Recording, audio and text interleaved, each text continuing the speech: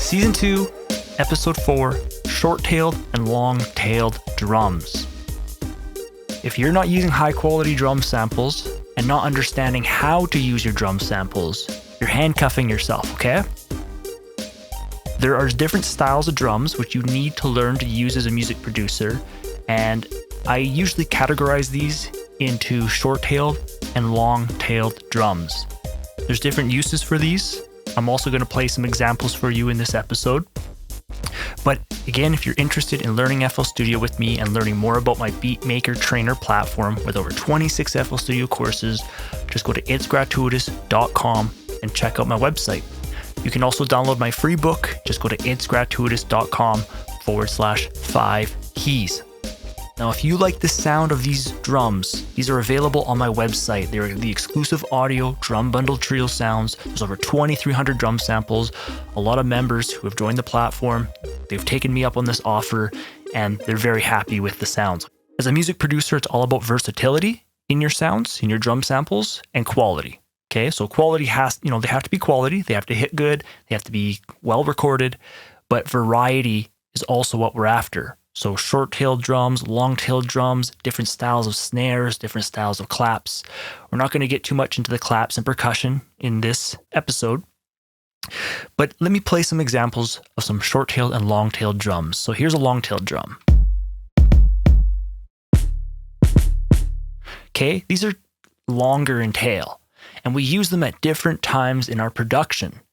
They really fill up a track, so keep that in mind. Whereas a short-tailed drum more kind of hits you in the chest. It also hits in different frequency range. So many times you can layer a long-tailed and a short-tailed kick because the short-tailed kick is very quick. So it's not going to really mess with the long-tail too much, depending on how low that short kick hits. So here's some short-tailed kicks. So this one is a little bit of a longer tail. Okay, so if I go in between these two, really short, a little bit longer, okay, but it's still a short-tailed kick. Okay, let's go back to those long tails. Again, that lower end tail can clash with your bass line, so you have to be careful. And this is why it's important to know about short-tailed and long-tailed kicks, as well as understanding about the frequency spectrum, which is sound selection, okay? That's all to do with safe spots. Knowing your frequency spectrum and taking advantage of it. When we talk about long-tailed drums and bass lines, these rarely go together very well without some heavier processing, such as like sidechain compression on the low end, so that whenever the drum plays, it reduces the volume of the bass. Okay, many times if I have a long-tailed kick with a bass line in FL Studio, if you click on a sound, you have the in and the out knobs. Many times I increase the out knob on the long-tailed drums to tighten up that low end tail. So I still get a bit of a longer drum, but now I get a little bit more control over the end of it, which means that on the bass line, it's not fighting as much. So if I was using sidechain compression, it's pumping down the volume of the bass. And if the tail is too long, it can be holding too long as well. And if we just tighten up the tail of that long drum, it's not pumping for as long and it's not as audible. You might be able to be a little bit more aggressive on your settings and get a cleaner low end for your mix. Okay, so long-tailed drums are so powerful. We use them to add fullness to the drum loop. You got to be careful because it can really overpower the drum loop.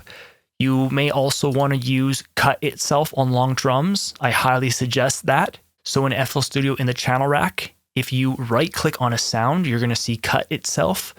And if you left click on the sound to open up the channel sampler, which is where you can see like the audio waveform and you have the in and the out. If you click on the wrench, you're going to see group. And if you went cut itself, you should see cut 1 by 1. Or if you did it a couple times, cut 2 by 2. And that just lets it so that when you play the drum once, and if you play it again, it immediately cuts off the drum before and it starts clean. If you didn't have cut itself on, the previous drum, the low end, would overlap with the new drum when it plays, even though it's the same sound. And when it plays again, there's a wobble and you get this horrible, weak, low end. And that's why you want to use cut itself, so that when the low end drum plays again, it immediately starts fresh. Okay, so I hope that gives you some insight to, how to use your drums a little bit better. We have long-tailed drums, short-tailed drums.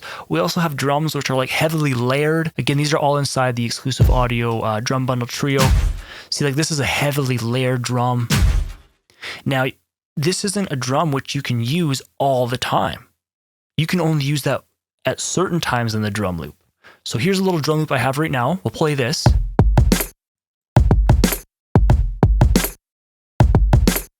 Let's take this drum and I am going to play it only on the very, very first beat. And I'm also going to turn it down quite a bit because it's quite aggressive. So check it out. Okay, maybe we'll turn it up.